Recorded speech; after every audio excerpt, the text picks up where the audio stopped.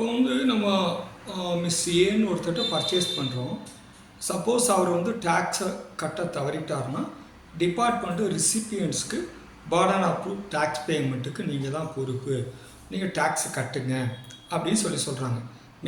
Maybe அவர் வந்து டேக்ஸை கட்டாமல் இருக்கலாம், இல்லை ரிட்டர்ன் ஃபைல் பண்ணாமல் இருக்கலாம், இல்லைன்னா அவர் வந்து ஜிஎஸ்டிஆர் 1 மட்டும் ஃபைல் பண்ணி 3B ஃபைல் பண்ணாமல் இருக்கலாம். 3B பண்ணலை அப்படின்னா டேக்ஸு அவர் கவர்மெண்ட்டுக்கு கட்டியிருக்க மாட்டார். இப்போ அதில் என்ன ப்ராப்ளம் வருது அப்படின்னா, purchasing dealer cannot be punished for the act of the selling dealer had fail to deposit the tax collected that அப்படின்ட்டு ரீசெண்டாக ஹவுகாத்தி ஹைகோர்ட்டில் National Plasto Moulding versus State of அசாமில் ஒரு அருமையான ஜட்மெண்ட் வந்திருக்கு. அதே மாதிரி பார்த்திங்கன்னா டெல்லி ஹைகோர்ட்டில் Quest merchandising India private limited அப்படிங்கிற ஜட்மெண்ட்டு. இது ஜென்ரலாக எந்த செக்ஷனை பேஸ் பண்ணியிருக்குன்னா section 16 subsection 2 clause A and section 16 subsection 2 clause D.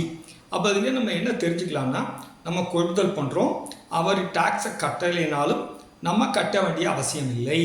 அதனால் நீங்கள் உங்களுக்கு ஏதாவது இந்த மாதிரி நோட்டீஸ் வந்துருந்ததுன்னா நம்ம ரிப்ளை இந்த 2 ஜட்மெண்ட்டை பேஸ் பண்ணி நீங்கள் கொடுக்கலாம்.